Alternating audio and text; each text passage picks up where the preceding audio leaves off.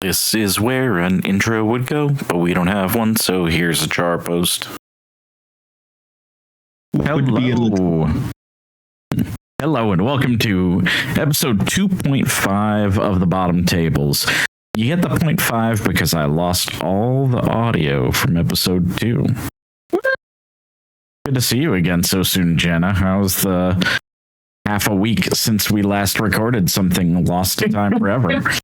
It's been good. It's been very hectic, but like good hectic. I've been getting a lot of gaming in, which is nice, and got to go to my first ProQuest, which was very fun. We'll get to talk about that a little bit, and then just trying to get ready for the end of the year. The year, it just keeps going by quicker and quicker. Like, right? It's just so fucking fast. Before I know it, you'll be in Osaka. Oh yeah, no, that is only a couple weeks. Yeah, that's fucking wild to me. Looking forward to it. Trying to book as many activities as I can with people I don't normally get to see. That makes sense. And I mean, you have some of the events lined up for the anime promos as well, which is pretty dope. Yeah, I'm signed up for Anime New and Anime Viserai. And like we talked about last time, I'm skipping Anime Dorinthia because I have an artist doing an altar that is Agrius from Final Fantasy Tactics. Which is pretty based. Yeah, which is the same character. They look identical. You add a little more blue to Dorinthia instead of red, you're there. Well, the only blue you really care about is Glint. It's the only good warrior blue. Yeah. I mean, like, there is that expansion slot. What is that expansion slot one? I saw it in Hopping Blitz Dory deck like a half back. Was it the first Golden Blade of Blue? Yeah, it's the one from Bright Lights, I think. Yeah, that was like the first. It's pretty good. Yeah, it's kind of gas. So I clown on that a little bit, but like there are some solid blues. It's a shame that most of them are either like another version of what they already have, or hey, here's more piercing for the Guardian matchups. Right. Speaking of Guardian matchups. Oh my god. Welcome back, Balance. I'm so fucking happy about Ice Bill.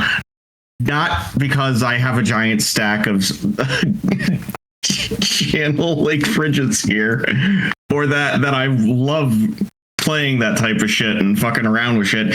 It balances out how aggressive the format is.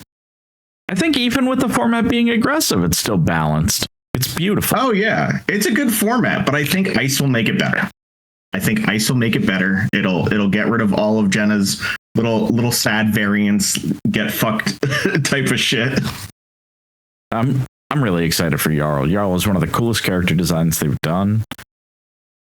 Yeah, Sir Mangles a lot. I like his glowing ice hand. I think that's cool. I like that I think that's going to be the legendary equipment. Same. Is his ice grippers. It's either that or he's got like an STD. I mean, it can be both. Kind of like what's that dude from fucking WoW? It's Arthas. Yeah, got the grip. But like gameplay wise, I'm excited. I want to test him, but Talachar's like, nah, this is a young hero, and I'm like, please understand, it's not a young hero. Please let me play him. Give them time. It's like, fine. I got in right before Tales of Aria like pre-releases started, so I was still in Monarch. But like my first Armory events were playing limited for Tales. And I have a fondness for the Tales set, even though drafting it drives me nuts because you'll end up with 5 freaking Briars at a pod and they'll all advance. I think the design of the cards for y'all is really cool.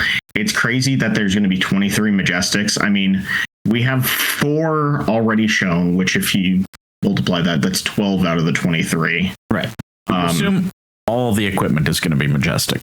Correct. You assume legendary. Correct. Which then we'll have like, do we get an odd number? Yeah, I think we would, because we count the legend. That's one of the equipment slots. We have the other 3 equipment slots, And oh, never mind, I can't count. That would put me to 19. I got excited thinking we'd be at 18, so then we'd have exactly 6 Majestics, but I didn't think.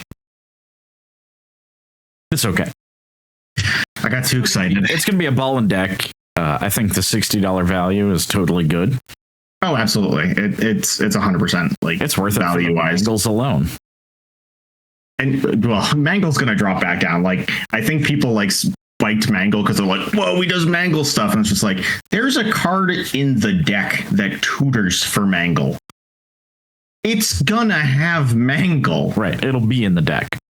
That's like being like, oh yeah, you get to make your plasma pistol shoot for more. It's just like, yeah, we don't put plasma pistol in the deck. We just don't need it. No guns around here. No pistols. So I did get to play in my first Pro Quest over the weekend. And we will come back to Guardian because there is a Guardian thing that I talked about in the unaired episode that we lost audio on that I'm excited about. But played it in my first one.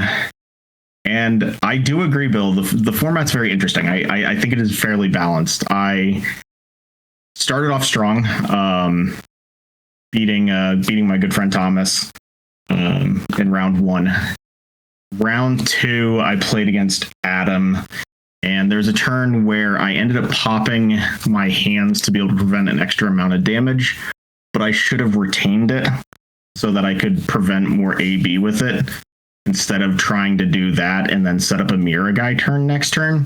The game ended with me at 0 and them at 1, so it was fairly balanced. But there were some sequencing things that I'm like, probably could have done this a little bit better.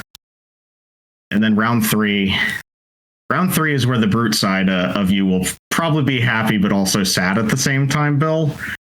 I got smoked on a KO. And I'm like, KO is one of those matchups that I feel like it's like 60-40 for Enigma. He's always good. Yeah, he's always solid. But they won the die roll. Really, really nice gentleman. Came down from Pittsburgh. Really friendly, super chill dude, super nice player. Super good at the game as well. Have a good conversation. We're just chilling. And turn 1, they set up some stuff. I'm like, sweet. I'll try and get some tempo, maybe block a little bit, try and set up for my first turn. Do my first turn stuff. Arsenal hold the line. It's like, okay, we've got some stability here. It's like, sweet. Okay, they've just played Blood Rush Bellows. I have this. I have some staving. So I block really well there. I end up fully blocking out a swing big that they end their chain with for 10. And I'm like, sweet, I've got some value here. Well, the problem is, after that, they ended up going roll scab skins, get a 6, Blood Rush Bellows, Blood Rush Bellows. I'm like, you're in danger. I am not safe. This is not going well. And it was tough because I had a hand where I could set up swing with an aura and then set up 10k, but like that would have been like putting me down to 10. It was bad enough going to 20 and then the next turn being at 16 to 39. Yeah. It was awful. Yeah, my Enigma game, my game into KO went very well during my Pro Quest that we talked about in the episode that does not exist. I played Viserai and I played into a KO, and he ended the game. He was like, I should not have won that. It was my winning in, and I had just established tempo very early on. I used Face Purgatory early in order to stop an aggressive turn, and then clap back with an aggressive turn. And after that, I just had gas until I bricked on 2 hands. And this is where, like, if you think about the personal improvement side of Flesh and Blood, I wish I took better notes. Because I wish I remembered what happened so that I could play back the hands I had and figure out if there was a better way to navigate them. That's the one problem that I have with like Flesh and Blood from a competitive side is you can't really take notes. Like in Pokemon and Magic, very much free to take notes, but I believe there are some subsections in the rule that what you take a note on. So like in Magic, if I thought seize my opponent, I'm writing down every damn card that I see in their hand and crossing them off as they go through them. Same type of thing with Pokemon. Pokemon, first search of your deck, you're going to use as a prize check. You're basically reverse engineering your deck to figure out what you have in prizes, and you take note of that. Flesh and Blood doesn't have any equivalents. There's times where the rules for note taking are actually very strict. Yeah. Basically, the only notes you're allowed to take are life totals and then whatever caused the life total. So correct. You are allowed to record that. One of our locals, a guy, Mike McDowell, made me a great book that has the room to write down what you took damage from. It's super good. I always forget it because it's too big to bring in a bag. As I've started minimalizing what I bring to tournaments, like I'll bring a big backpack to an armory. I got my binder, got all that. Yep. But a tournament, I'm big, and navigating tables when you're big sucks. I concur with that sentiment. Like when I go to like ProQuest or an RTN or a skirmish or anything like that, it's a no purse day. It's a we figure out a way to have our wallet some other way, and then we only have our deck box, our extra sleeves, our dice, our tablet to write down life totals, and our dice. Like anything that is not essential to me playing in the tournament is not there. Thankfully, I have like a nice little sleeve on the backpack that I have. It's a really nice one that I won at an event at Game Castle. Shout out to both Game Castle and Andy. Like the backpack's freaking amazing, and it's got a slot in the back for my binder, so it never gets mixed up with my stuff and causes me to fumble when getting through a thing. But I think Viserai is really in a good place in this format. Like, he's a nightmare. Just like what you've been talking about, and then seeing how Runeblade has been. Like, I knew Runeblade was like top dog. I knew that it was like, oh, we've been itching to come back out. We're gonna make a name for myself. Like, I'm gonna pop some rune chants, just eat through things. Like, Viserai specifically is just so disgusting because the amount of interaction you have with them when they're doing their shit is very minimal. And then throughout all of that, they can still be like, so about that, I'm going to hit you with Succumb to Temptations, or better yet, I'm going to do that and snuff out, sacrificing one of my own rune chants. I was like, Now, the best part about that is you can play the Succumb on the back end after your opponent has taken an arcane damage and give your snuff out fake go again. Correct. It's fucking wild. Deal 2 cards. It's like, let's just give Spellbound Creepers to our fucking cards in general. Yeah. And then Aurora also gets it on Eclectic Magnetism. Fucking wild. Aurora has so many ways to generate action points. Her and Dash are shopping at the same stores. I would also say that Acilio as well. We had a really, really good Acilio at the ProQuest that I was at, and it was actually, I believe, taken down by the Acilio player who got first. Andrew. Andrew's great. Yep. Andrew, he's Blackwell TCG on YouTube, and he has done a couple deck techs in the past. We're trying to beg him for one for the Acilio deck because he's one of the 2 people who got first LL points on Acilio. But also, Andrew's a musician. So I'll link his Spotify page if you want to give him a listen. He's pretty good. Yeah, he's just a chill guy in general. Like, I ended up in round 5 playing against my good friend Trevor. I ended up going 2-3 in the event, getting 13th. Trevor ended up going into top 8 at 8th seed. And Thomas came in at 7th. So I beat Thomas round 1. They basically submarined in, only losing one more game, which was in round 5 to the overall winner, Andrew. And that game was super close. Like, Vincent can put on some gas in this format as well. And like, Runeblade is eating good. Well, the thing that she gets as well that's really good is all of the decks that like to have these like prevention effects to like set up, she just eats through them. Right. Whereas some of the other ones might, depending on how they're developed or how they're made, might have trouble with things like Enigma. Like there's two different builds of Florian. I mean, We Make Best has a very good video discussing the thought process between folks like Yuki's deck and I believe it's Shoto's deck. Shoma. Messed this up last week as well. God damn it. I need to get better with names. But they do a combination of it where it's both the mid-range version and the combo version. And it's just wild to see how the different decks can approach matchups and how that approach is different. I feel like that's how you like look at Dash and you're like, okay, are you just going boost, boost, go?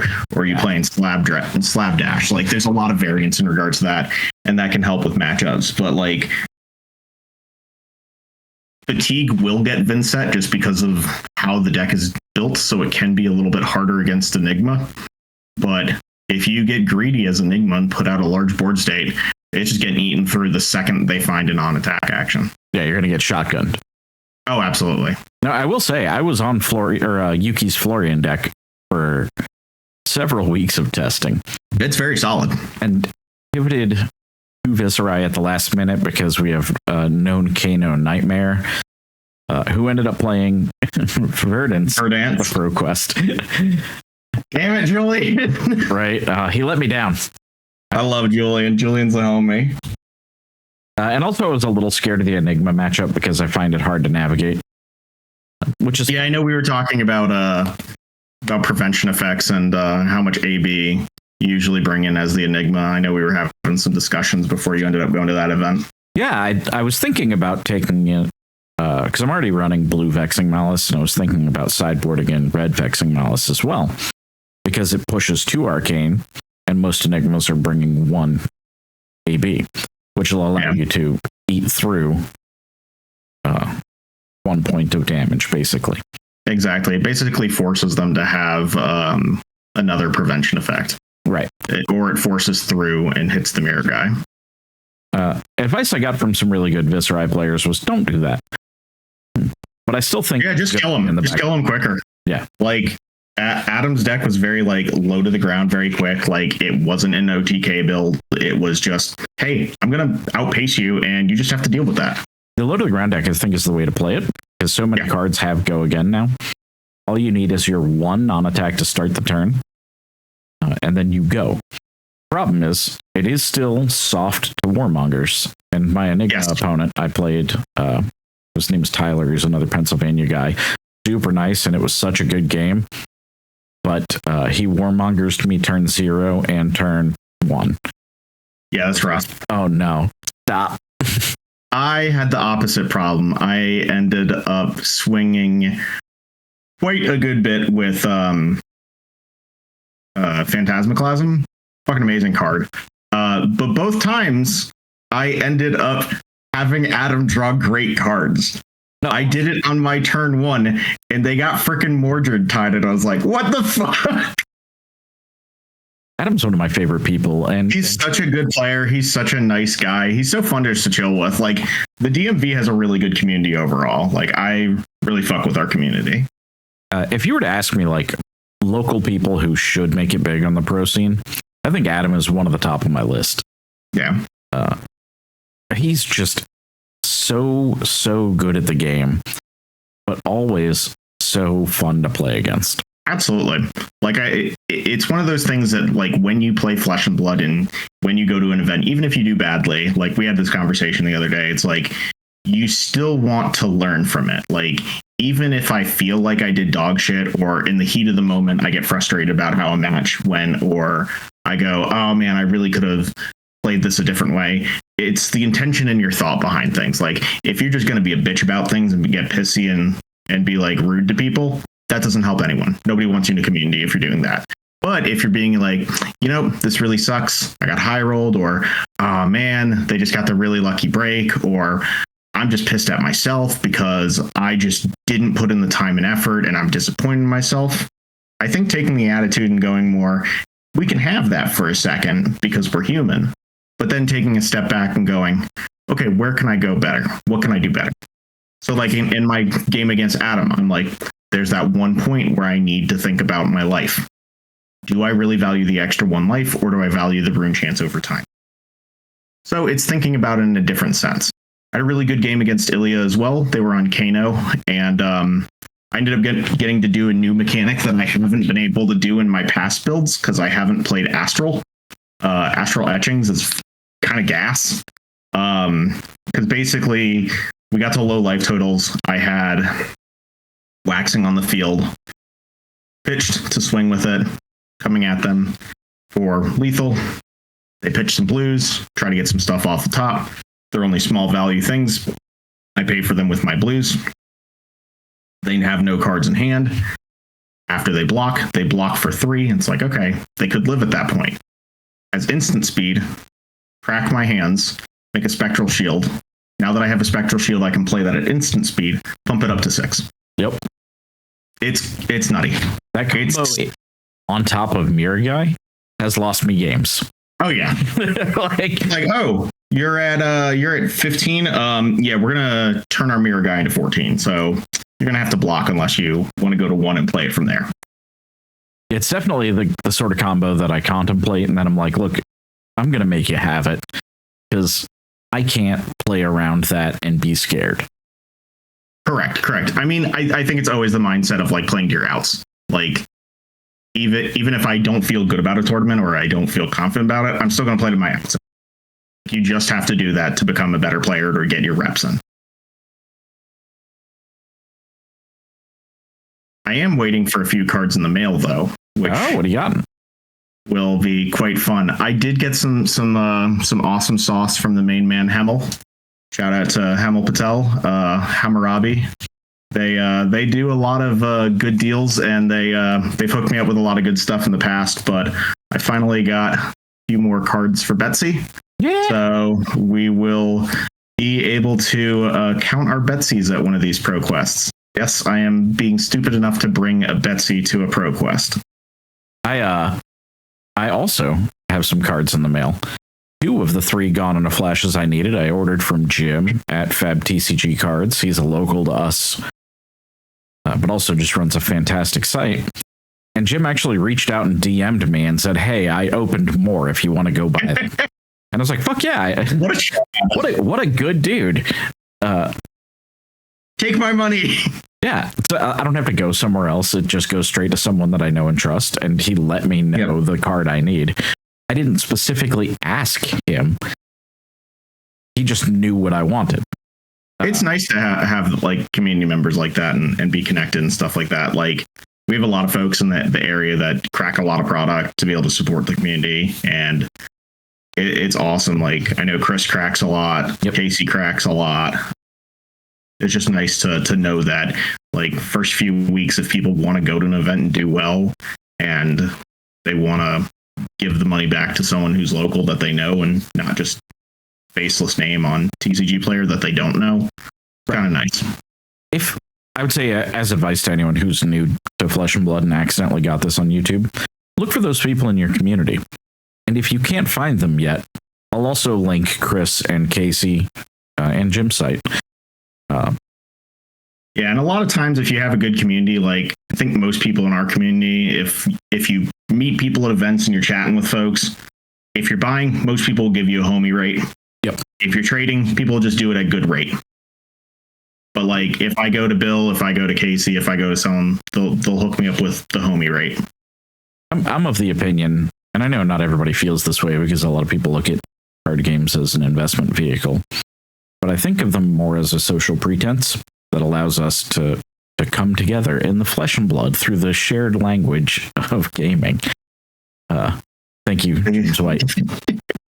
I was like, where's the stock sheet on the background right now? Right.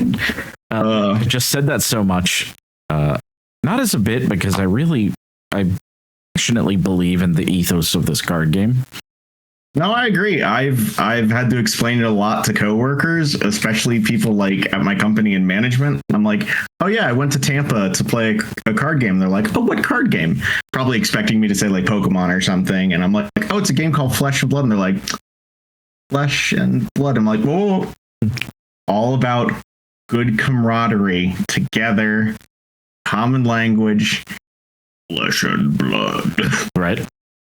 Which I like. I think the community is a big thing. I mean, I've become very connected to the DMV community. Like, there's people that I'll see from PA and South Carolina and New York that are at like events that I'll like always be happy to catch up with at big events. And then the queer community is super great as well. They're best. I cannot thank you enough for tying me in with the foils, by the way. It's just been a lovely group of people who made me feel wonderful. Yeah, they're a good group overall. I really like them. It's one of those points where it's like, it's another person whose life story is similar to mine or has different parallels to mine that enjoys the same shit as me.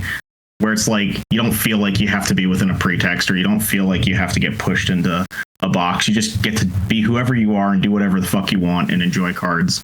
And at the end of the day, people will just be frustrated about what deck you're playing. Right. And even then, 90% of people. Listen, most people just don't like Illusionist. I get it. You fully put me off Arachne. I know. I had my custom Arachne sleeves and everything, and I'm sorry. And it was so bad playing into you. I was like, oh, my poor Arachne gotta go into the box and wait there until Dromai else. Poor Casey, when I played him when he was on Teklo-Vossen, I Tomultied his stuff 3 different times from 3 different Tomultai casts. Fuck, I miss Tomultai so much. I got so excited about the 5th anniversary announcement because I was like, these question marks, they're 6 letters long. The community's right. My queen's back. And then it's just like, oh, it's the fast one. Okay. I was mad about it too because I wanted more Dromai. I will say that I'm very happy about the game that I believe it was Carol and Jason played. I did enjoy seeing both of them have some fun, and it's always fun to see like the devs play decks and have fun as well. That whole but where are my dragon babies? And that stream made Ira look kicking. Oh, I'm super excited for Ira. I mean, we've had people in the community that have disappeared locally for quite some time that the second they saw it, they're like, I'm back. And I'm like, bro, I haven't seen you in like 8 months. I know you're playing Yu-Gi-Oh, my guy. It's the power of the +1. Oh my gosh, it's so good. Just Kodachi into CNC for 7. My dog. She saw me playing the Ira trailer. I was like, Dad, make me that flesh and blood deck. I'm like, now you gotta come back from Japan locked up. Yeah, and it's so good for like entry level, especially at your daughter's age as well. Like, it is, hey, I only have to read 1 line of text on this card, and it does dope stuff. Right? It's impossible to forget. I probably would forget at one point. It took me until going to like big events to get good about Tunic. I think I haven't missed like a Tunic trigger in like a month. I missed my first Tunic trigger at the ProQuest last weekend. And thankfully, my first opponent was the homie Clay, who we talked about. Clay's great. He is. And I remember now we're going to link his channel because he's getting back into content creation. The Assassin King. He let me take a late Tunic tick because I don't play with Tunic very often. Yeah, Tunic is one of those things that you have to grind the shit out of it for it to make sense. Like, I have this mental barrier in my head right now that's just like, where's the green die? Where's my green die that I have on my table? When you play a lot of Mechanologist, you don't give a shit about generics. Nah, your shit makes 2. Yeah. Or the new one makes as many as you need one time. The new deck, like, speaking of decks, the new Dio deck, I thought it was going to be really rough because of Cranial. It is disgustingly rough. I'm really hoping, I'm bitter. I'm bitter I can't go to this Saturday's ProQuest at Game Castle because I wanted to rock in there with Dash.io. My deck is already sleeved. I'm just waiting for the Armory deck. Like, it's the deck I played before. with 6 cards difference. Like, it's not that big a deal. Yeah, I gotta figure out how to get a race face into my board more comfortably. Like, I think I need to at least dedicate to a race face. You need a race face to be comfortable. Because unless you are throwing a pummel, that erase face is not hitting the first time. Because I know. Fucking dick all with my arm, like my armor. Unless it's disruptive. Correct. So that's why I think at least 11 disruptive cards for my build seems reasonable for you. Yeah. Because we have 3 Phantasmaclasms, 3 CNCs, 3 Weakest Links, and then 2 of those. And I'm like, that also means that I can play that spread into a few other decks. I mean, yes, I'd probably take out the Weakest Links against Runeblade if it's not Aurora. If it's Aurora, yeah, fucking money, gas. Card. Gas. But yeah, that deck is gross. I played against it a few times on Talishar, just to kind of understand mechanically what it could do. And I'm just like, you know that meme where it's like the dad with the belt and they're like, no! It's that with fucking high octane. They're breaking out the belt on me with high octane. It's got 6 swings of action points. Think about when we tested for Nats for you and how oppressive it felt without those cards. Yeah, it's so fucking rough for me. It's a bad matchup for you. Oh my god. And people love the hero. So it's going to be popular, and it's also like a deck right off the shelf that people can get into for a reasonable cost. No, it's one of the most fun you can have in the game. Oh, absolutely. Basilio might have tilted the balance for me. Basilio is also one of the most fun. Oh my gosh. Looking through Andrew's list after like seeing him play it out in all of those games that I got to watch and just chatting with him on it. Because when they showed up, they're like, yeah, I'm on Basilio. I was like, oh, heck yeah. But like, I need one more somersault. And I'm like, someone had it, but they're like, oh, this is like my third of my playset. I was like, bet, I got you. I have one in my binder for some reason, for no particular reason. And I'm glad he got it. Because he's a sweetheart, but that deck is dope. Like, I'd see him doing like the crunches real quick and be like, okay, that, and I'm like, oh my god, the numbers are going up, Mason, the numbers are coming. And sure enough, it was like still presenting 12, and it's just like, yeah, we don't get to like do 12 and just arcane the crap out of you as well, but we're still presenting a lot of damage. I watched Taylor Crawford's last stream. So he started streaming last week, Basilio. And at one point he goes, this Gone in a Flash is worth 20. And my brain did the Zach Galifianakis like math meme where I started trying to count how many times he was playing it to get 20. I know the answer. And he probably was right immediately. Yeah. I was like, wow. It's fucking nuts. Brain deck. Yeah. And it pays off when it goes. Like, it looks super fun. I mean, that's why I like Betsy so much, because it's not my normal like type of thinking with it. Like, plus I got a player. She's so dope. I just need her to have like a log. Give her a log, LSS. If we're talking dope, this is why I'm excited about Dash.io. You can't see it. The camera can see it. It's backward. All of your stuff up there. No. My Isuardi 2-piece Dash and Symbiosis shot. Oh, yeah. That's some swag points. But also, I do have the big cards up there. I feel like the game at its core as well is like, it's got this unique aesthetic to it that I haven't seen with like other card games. Like, I think I got blown away at PT1 when like I went back and watched the cover and I was like, Jesus Christ, these are like popped out cards. Like, what the heck? Because I wasn't used to that with Magic. Like, the only like high-end foil stuff I'd ever see in Magic is like, okay, look back and there's some players that like definitely were like foil people, like Wapo Tafa was definitely like a foil person. Like, that man, when he won that Pro Tour, literally went and took the Pro Tour check directly to a vendor.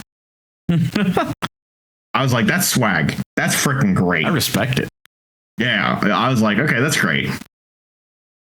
But like, there's something about the card quality in this game and like the foils and the marvels that just it.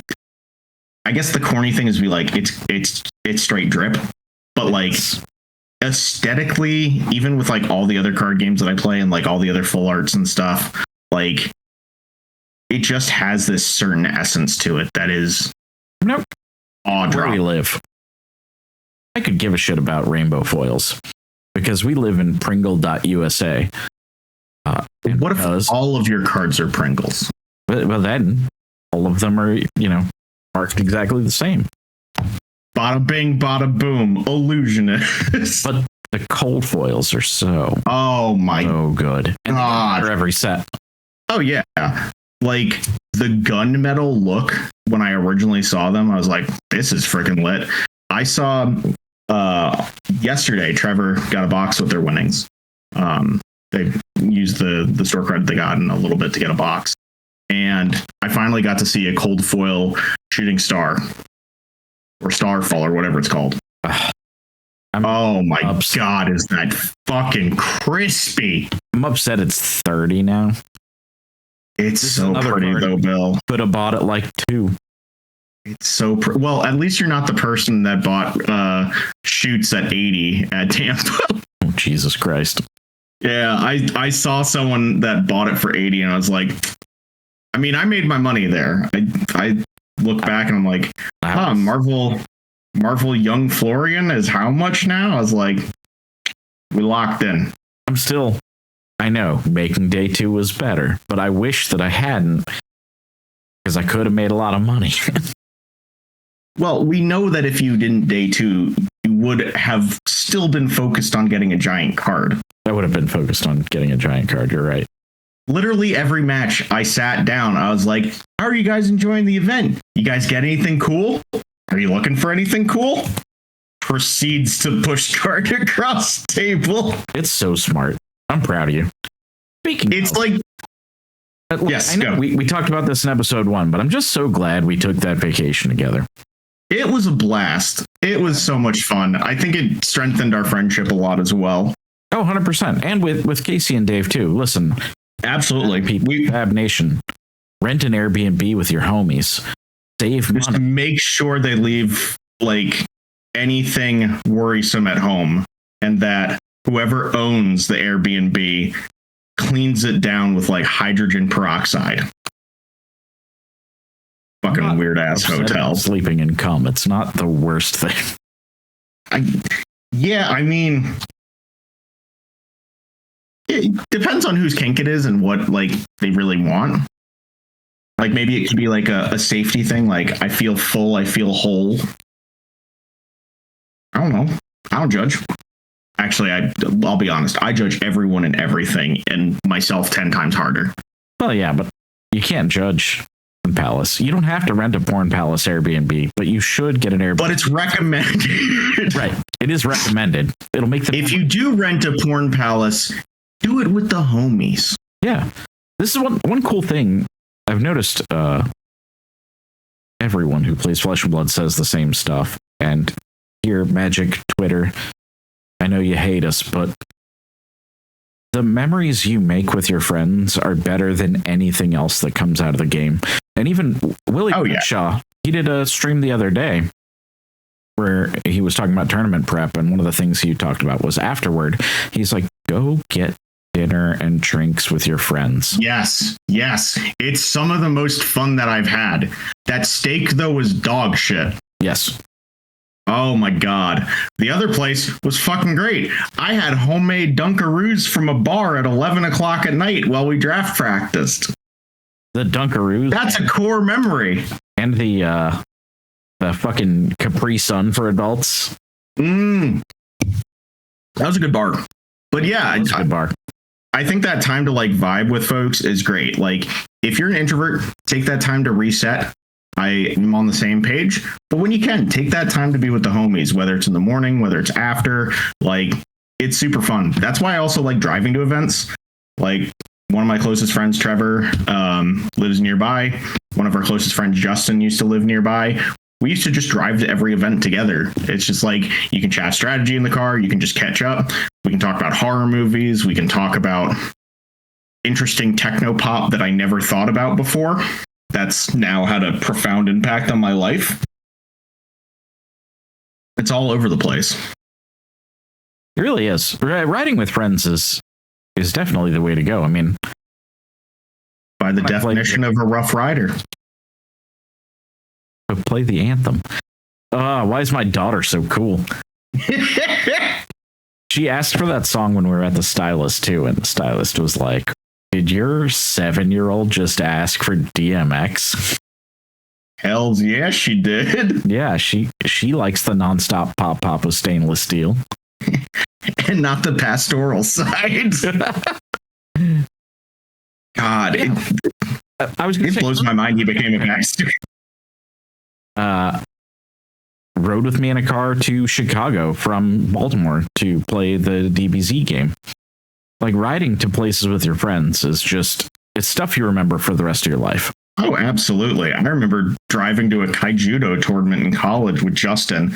We drove 7 hours in that day, played an 8-hour tournament. I scuffed out so bad, Justin top 32'd. And then we drove back. I got home at 1 a.m. and went to bed. And just like, yeah, I was young enough to do that at that time. And now I'm just like, oh, my body, I need to listen to it. Oh, I need to go to PT. Oh, I need to take care of my mental health. Whereas like when you're at that younger age and you can do the fuck it, we ball, go for it. Like, enjoy those memories. Like, I have a ton of memories. Don't let me forget my CPAP. Yeah. You've got the rumblings of a volcano when it comes to that.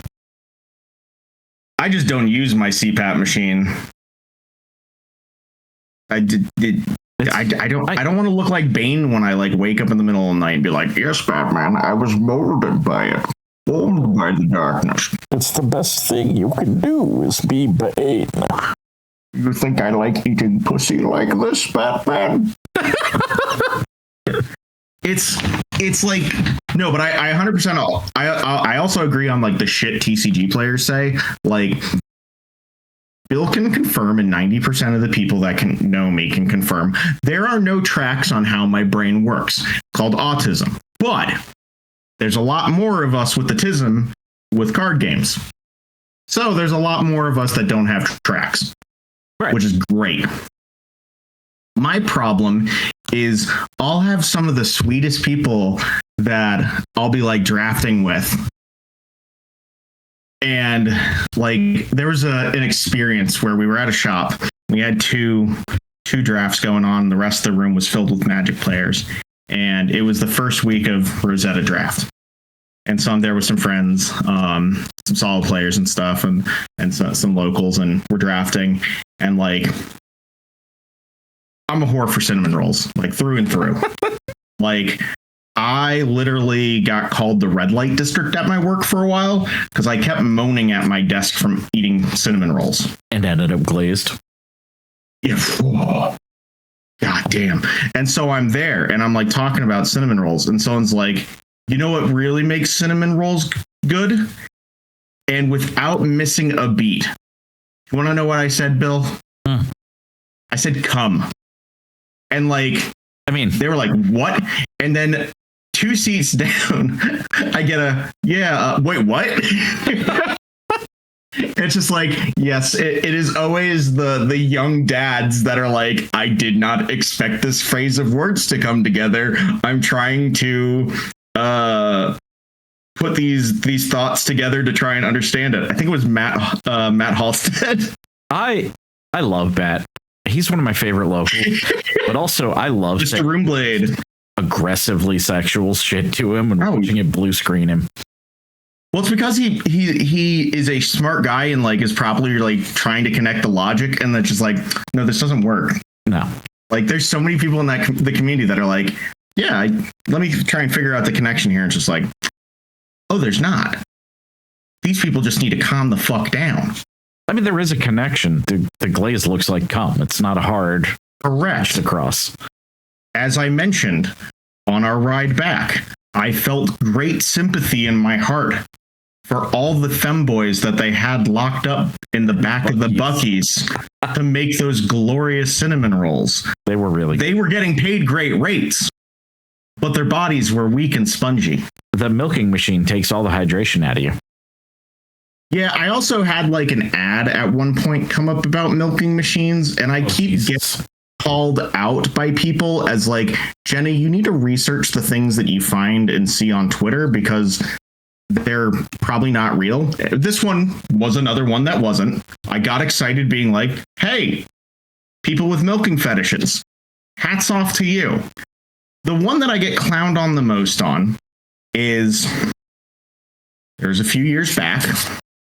I very excitedly saw something on Twitter. Oh my God. And I text my friend Justin and their then partner and say, guys, you'll never believe it. They're opening up a femboy Hooters in Rochester, New York.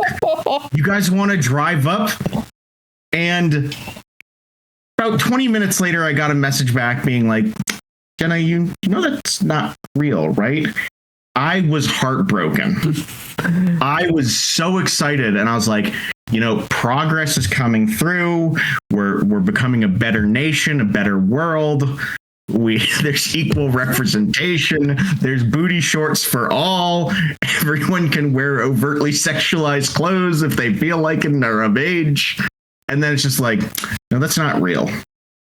But I do have some folks on record saying that if there is a femboy Hooters opened within the U.S., doesn't have to be the contiguous 48, within the U.S. at all, our group's going to take a trip to it. So it could be in Hawaii. Oh, yeah. We will still go to a femboy Hooters. Alaska are still great trips. Correct. But I feel like booty shorts are a little bit tough in Alaska. It's warm in the summer. I feel like if you had the booty shorts, you'd probably have to have a moose hat as well, like one of those fuzzy Daniel Crockett hats. Booty shorts with the fuzzy lining around the hem. That sounds fun and comfy, though. Right. I need to get my attire a little bit more promiscuous. As you can tell, I'm very much, hey, this is the anime shirt lesbian vibe of, damn it, I've tried enough in my life to be me. Just let me be me. We'll help you slut it up a bit. Also, perfect. Well, we still need to go to that lesbian bar. I'm very excited about that. Listen, I'm back on the dating scene. I went on 2 dates. I'm progressing as a human being after being in the dark for 6 years without dating, 6.5, 7 years. And now it's like, okay, world, beware. The tism has been released. I meant to tell you, when you were messaging me while Kaylee and I were at dinner at Fogo for the wine dinner. The wine dinner? Yeah. Well, I didn't tell you during that. So when you sent, no, it was a wine dinner. It was delicious. It was no. You gotta look at the color, the terror, all that shit. Like, does this have good legs? Like, I feel like it's like, with the wine tasting, it's like the video of the one guy where they pour it and the guy's just like, and then shakes his hand. Like, I feel like if it goes bad, he's like, I'm going to poop on your car. He shakes his hand and then flips him off. But you sent us the what's your vagina's name during that dinner. Isn't that a great thing? And it's like the what's your elf name? Mine is apparently cock ditch. Yeah, mine is dick pit. So, and hers was flower folds, which it was just the duality of man. Yeah, it's so you're at a wine dinner getting shit posts from me. Yes, and it was like, Jenna's not allowed to text us at dinner. And then she just busted out laughing and was like, fuck it, never mind. Because for people that don't know, if a meme of mine goes to Bill, there's a very high probability that it gets transferred immediately to his wife. Also, I'll open it in public. And Jenna has warned me time and time again that I should get a privacy shield for my phone. They're great. I have no shame. So I open. Yeah, I have a job, Bill, that I gotta keep. Yeah. I can't just have twinks and puppy girl Twitter showing up on in the middle of work. Be like, Jenna, you gotta calm down a little bit. I'll open that shit in the middle of Giant. I'm gonna grab an avocado and look at a twink. It's not the end of the world for me. Listen, sharing's caring. It is. I appreciate it. It's one of the things I value about you. Thank you. I overshare. I don't think that's a thing. Here's the thought process that I have on it, Bill. When I turned 30, I kind of got to the point of fuck it, we ball. Yeah. Like at the end of the day, yes, you do need to respect people. You need to learn. If you fuck up, you take that mistake and you move with it. But the reason I have enjoyed just having a fuck it, we ball attitude is it's allowed better conversations with folks to come up. Because a lot of times when you have conversations with folks, you might not know where a boundary lies. And so you're overly careful as order to not mess things up. Me, on the other hand, I just take ownership and I say, man, I really fucked that up. I'm glad that I now know where that boundary is. But that has allowed me to open other conversations with folks that they might not know.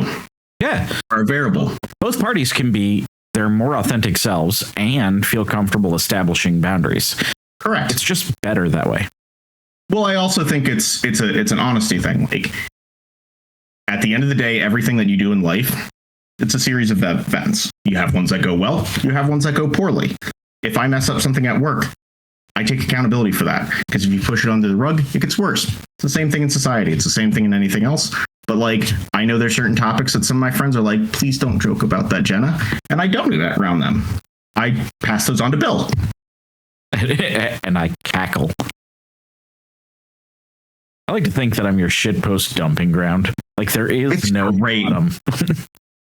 Well, the bottom is on this side of the screen. Yeah. The bottom. The bottom of the pool. Yeah. Listen, the second that Gundam card game comes out, if there's high-end chars, I'll whore myself out for those high-end chars. I just want the space lesbians and the wing boys. Well, the space lesbians are going to be very pricey because everyone loves space lesbians. And everyone loves the except wing boys. Except for Bandai for some reason. I'm glad you brought that back up because it's one of the things I was most sad about losing in last episode's audio was pleading to Bandai, not necessarily to give us an invite to the celebration in Texas. In Texas, yeah. But just the ability to buy the beta product. But, so I do have news on that. Yeah. Cosmic posted a very good video on it. He's a gentleman that plays a lot of trading card games. Yeah. And he posted a really good video on different routes that the beta will become re-available.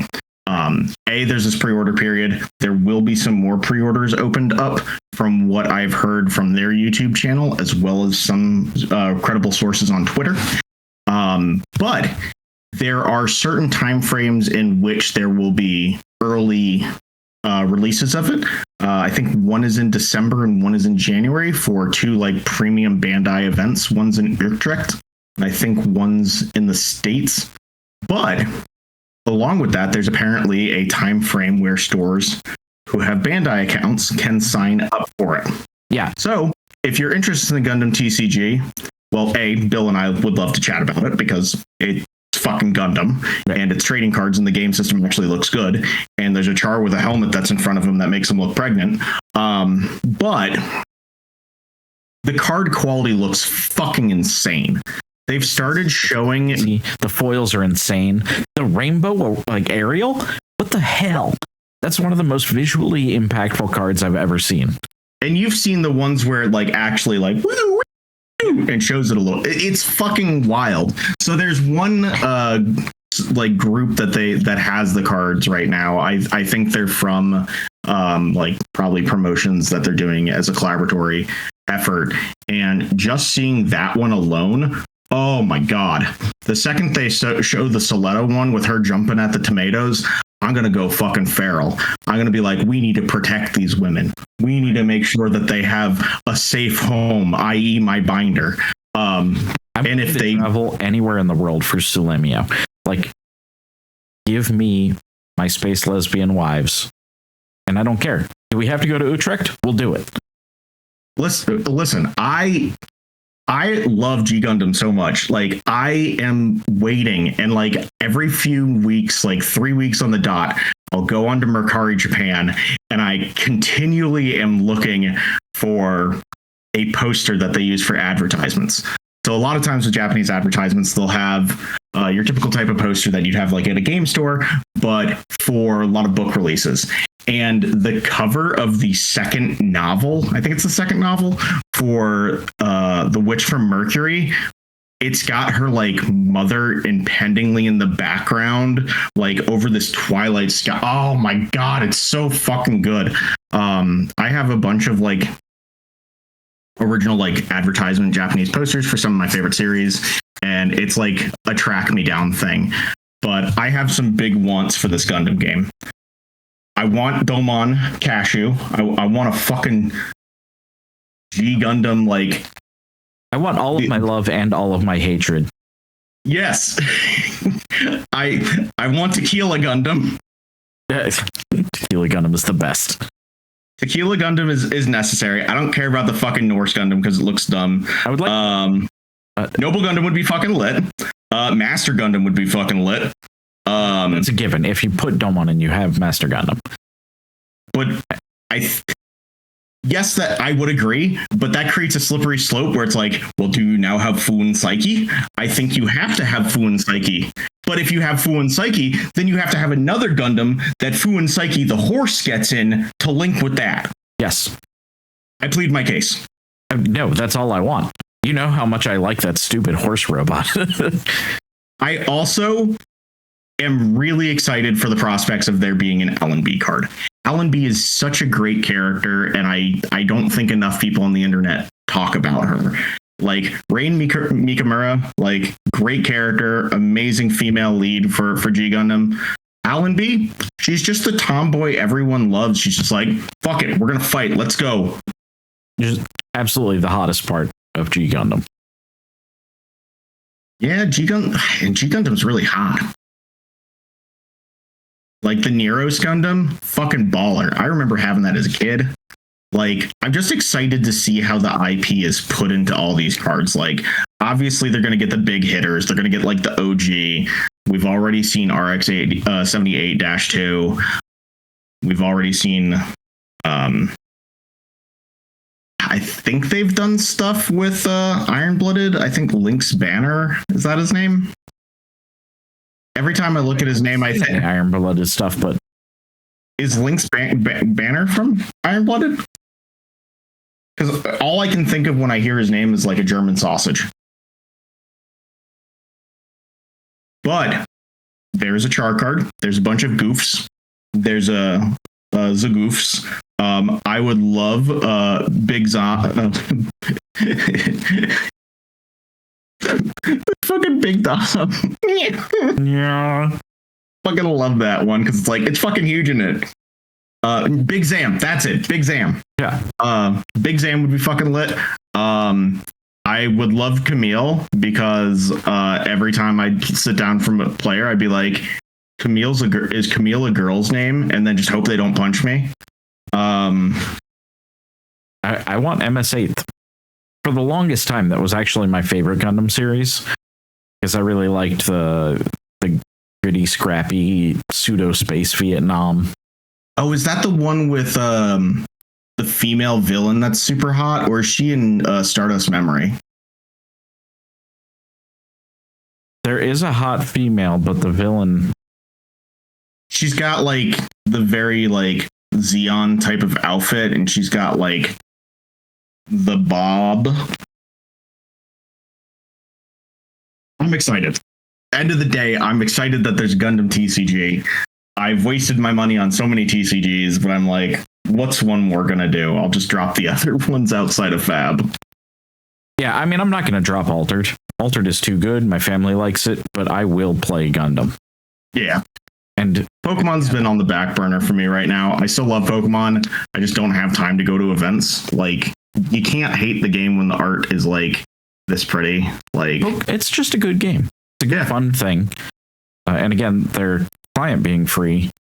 Oh my gosh. Yeah. Big.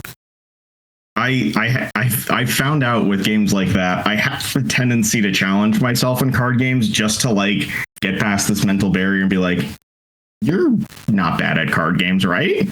So I did that with Master Duel. I got the platinum specifically to race one of my friends just to show him I could get there faster. And then with Pokemon, I made it to the highest rank in like 3 weeks. And then it did it for back-to-back seasons. And I was like, okay, I've said my piece. I don't have to play this client anymore. I've made my point. Feeling not bad is one of the best things. And genuinely, this is one of the things I think I have to thank Mara for the most. Dopamine. Yes, because at one point, I think it was after Tampa, I was talking to her, and I was like, fuck, I gotta stop saying I'm bad at this game. And she was like, you're not bad. Yeah, you're not allowed to. Playing it. The second I qualified for Nats, I'm like, I am a player that knows how to play this game. Yep. There are things that I do well at. There are things that I'm less good at. But I'm not a bad player. Right. There are thousands of people better than you. Not me. Correct. There are thousands of people better than me too. But we're not bad. And most of you viewers are probably not bad too. Oh my god, Sneaky is like so hot. I always forget how hot Sneaky is. Sneaky is fucking gorgeous. God. The thing is, like, in cosplay and out of cosplay, Sneaky is hot. Oh yeah, yeah. There's your. He's literally he's literally the yeah. He's literally the get yourself a man that can do both. Yes. And I'm like, you know what? Hats off to him. Hats off to his partner. Like. They're making bread and they're enjoying life and he's no longer suffering through mid lane. He was an ADC, wasn't he? Was he ADC? Yeah. I don't know. I just sucked at League. I played it 3 times. An AD carry. What role was Sneaky? This is you're right. AD carry. Yeah. Thank you, Google AI overview. I actually still own an autographed Dignitas hoodie. I was very into League the first 3 seasons. Bill. It's a cool thing too. Like back then, League was not big like it is now. Oh yeah, League just got toxic and horrible. I DM'd Scar on Twitter like, "Hey man, would the team mind signing a hoodie?" And he was like, "Yeah, I'll get it done for you." He's just like fucking awesome. Yeah, Scar's the GOAT. I miss when games were that small. And Fab, still that small if you want to get into it. Yeah. I do think it's nice that we're also getting some like well-known established names from other games playing as well, like Andrea Mengucci. Like, did you see back at like, on a PQ? Yeah, I'm super happy. I think he's like officially part of like the Value Vampires as well now. Super happy for him. Like that is a very good like, hey, I really am enjoying this game. I've made good connections. I've really enjoyed connecting with people. I'm enjoying the competitive aspect. I can't wait to play in a pro tour. Like this is a card gamer through and through. When we talk about the have you heard of Flesh and Blood meme and how polarizing it is, I think Mango's a great example of the positivity of the Flesh and Blood community. Oh, absolutely. Like this is a guy who is magic. Correct. And like at the end of the day, he's enjoying the game. Like he played his roommate and someone he tested with in round 1 of the last calling. He ended up getting in with Lupine Fiasco's KO guide. Like just very staple. Like here is a community type of shit. I cannot shout out Lupine Fiasco enough, by the way. John is a great dude. He was one of the first content creators I met last year when I started playing the game. Eric Downheim was the first. He gave me my Good Deeds promo. I got my Good Deeds from Sin. They came down from Green Tree for PC Vault, and he, John, and I believe one other person stopped at my locals. We ended up just hitting it off, and all of us ended up with one at the end of it, and it was just like a really nice memory there. But I don't think those people really realize how many good memories they make, and it's not even like a weird parasocial way, so much as a the community feels whole and welcoming kind of way. Correct. The shit posts really make it though for me. I fucking love fab shit posts. Yes. I remember I'm posting chain cards every day until I get a spoiler. Can't believe that dude got a spoiler, and I'm glad. That was fucking lit. Like the memes from the new video that Three Floating put out. Also amazing video. But Jacob, there's some good memes from Pablo there. I fucking love it. It's something great about our community. Someone pointed out that Pablo was 0-2 in the armory. That's like the most stacked armory I've ever seen. Like when I show up to an armory, I'm there like an hour early being like, hey, do you guys want to play some UPF? Do you guys want to like test some Blitz, some CC? Do you want to play Altered? You show up early? Yeah. I've never been early to an armory. I've barely been on time for an armory. Well, the armory that's in town for me, like that I go to on Thursdays, it's literally 10 minutes from my work. So I get off at 4, do something, go over there before 5. Yeah. Chat with Rich, chat with Carly, catch up with some folks, and then just jam some games with folks and get some testing in. And it's good. Like one of our locals, Nick, like they went to their first ProQuest with us, and they're like, man, I really enjoyed that. Like, I think I'm going to start coming early to like practice CC with you guys. And I'm like, you're more than welcome to. It's fun. Like, it's nice to have that community aspect. And Nick's a newer player. He got in right around heavy hitters. He's really been enjoying the game. Really, really nice guy, sweetheart. And he's like, hey, I took Bolton to this event. I went 1-4, and I want to play more. Good. And that's how it should be. Like, even when I went 2-3 on Sunday, I still played 4 more games on fucking Talashaw. Right. I gotta say, that intentional practice is super good too. And I think a lot of people, this is a thing that I've tried on our Discord, or the DMV Discord a lot, is trying to convince people that armories are not where you practice. You practice with, and sometimes it's theory crafting with chatting. Like the discussions are practice as well. The only practice I need is sliding in them DM. Oh, it's the picture from the dating ad. Oh man, who would have guessed this dating ads out there? Do you like disappointing women? Just count me in. Oh, disappointing women is fun. They don't expect it, and then you get to feel like, ha, got one over on you. I get to disappoint a woman every morning. Oh, me too. But I'm excited to see where things go. I'm excited to see what we're going to get at Worlds. I know you're going to get things because you're there, but for the community, getting those reveals, getting to find out about things, I really want to find out about what those 5th anniversary weekend things are going to be that are going on during that. It's I'm very disappointed, and I rarely complain about things. I'm very disappointed there are not enough of the anime IRA for everyone who is there. Because my intention was to wait until I found out whether I made day 2 of the calling or not. You know, we're finally at a point where we're starting to do that. And then I would see if I was available for the 5th anniversary pack with the anime IRA. No, totally sold out. Can't fuck that one. And their whole... When we were in Tampa, I was walking by people that had come to the event from like the APAC region, and like just hearing them chat, they're like, oh yeah, I've already purchased. And I was like, Jesus Christ. Yeah. It's wild. Like, I respect the hustle. Like, the cards are gorgeous. I think the only like downside is like for a lot of people, it's just like, do I really need a box of Japanese heavy hitters? But it also does help getting more into the market. I'm talking about the 5th anniversary pack event. Oh yeah, that event is fully. I forgot about that too. Jesus Christ. Yeah.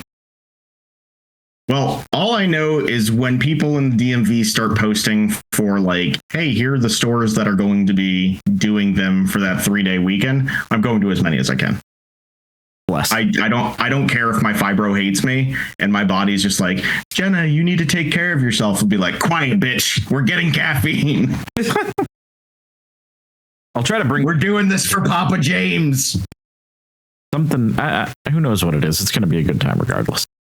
Oh yeah, I'm hoping it's something limited as well. Like, I don't want it to be like, hey, show up with your CC deck and do your best. Because like we're finishing up a ProQuest season where the majority of things that I'm seeing in the area are CC. I think I saw one or two limited ones. I think there was one draft. It was the Dream Wizards. Yeah, shout out to James getting a second at that one. Good stuff. What a good dude.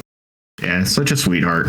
We got a lot of great people in the area, and I'm sure everyone who watches this has those people in their area that they immediately think of, and they're like, one of the fucking homies, one of the goats, one of the greats. Meet him at the PQ I did at games and stuff.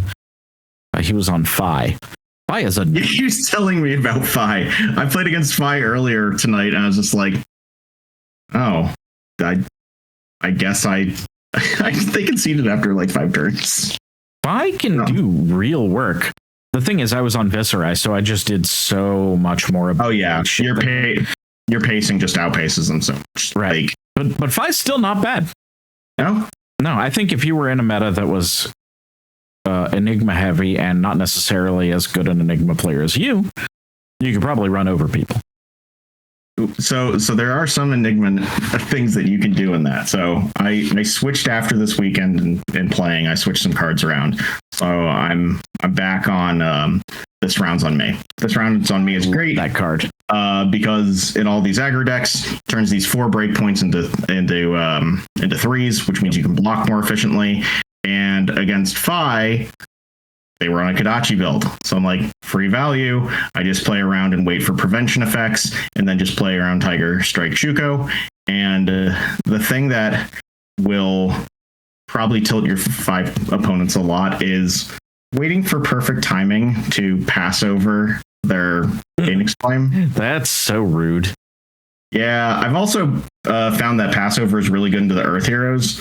Because when they go to decompose, you pass over one of the Earth cards. Yeah, it's really good. So it's like you help towards their overall rating, but you are also detrimentally doing that. Right, and decompose effect, which is really big.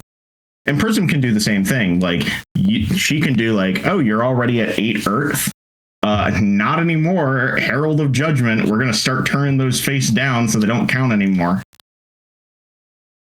It's wild. It's pretty scary. I love this game. There's so many neat things you can do.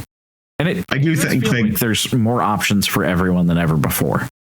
I would agree. I do think there will be a large amount of dash for a little bit, but I think we will eventually see how powerful dash is and see very high numbers of it. And then I think something will be done in regards to high octane, because you can't really ban the card that you just put in the deck because it's not a good look. Right. Well, and high octane being able to both hand fix and create wildly disparate turns is kind of busted. Oh yeah. I mean, getting high octane 3 times in a turn really is upsetting. I have a therapy appointment next week. I will definitely be talking. My therapist knows about Flesh and Blood. Both my therapist and my psychiatrist are both well versed in the tournament scene right now. Like, Bill, you just gotta bring AB too. Right? They're just like, oh my gosh, for VOD reviews. You're gonna be like, oh man, hey, your health would be a lot better if you didn't suck, Bill. hey, didn't you say Mara said you got to talk to yourself better? Yeah, you're right. Yeah, fucked. Health would be better if you didn't talk shit on yourself. That's true, though. That is a real. Here's your mental health tip, audience. Work on your negative self-talk. I think it's a thing that generationally we were taught to do, and it's healthy. There's a lot of healing and therapy required for our generation to amend the actions of previous generations, but it is something that is every generation works on the things from generations. What I plan on working on for this generation is a great Ural deck. I'm excited to see it because I'm going to steal it and play it. Well, I will post it to you in our chat, and you can share it with the group as well if you'd like. I think I'm going to let the show end here because I did something stupid. Which was? I opened up my Spirited Away humidifier. Right? You can't see it, but it's the ducks in the onsen. And now I can't get it back together. So I'm going to let you go and figure out how the hell to do this. If you're watching and you enjoyed this, do the YouTube things, like and subscribe. Please leave a comment, say hi to all of our locals and non-local friends who left comments last time. Thank you. We love you. Yeah, a big shout out to everyone who did chat and all the feedback that we got from friends as well as folks on the Queer Discord. Definitely appreciated. Gotta actually put in the work for that content, right? Right. Hopefully we have more stuff happening and we can continue to produce more regular episodes with better quality. Make sure to count your blessings. God, go. Because you are one. I'm already there, baby. I love you, friend. I love you, viewers. Good night.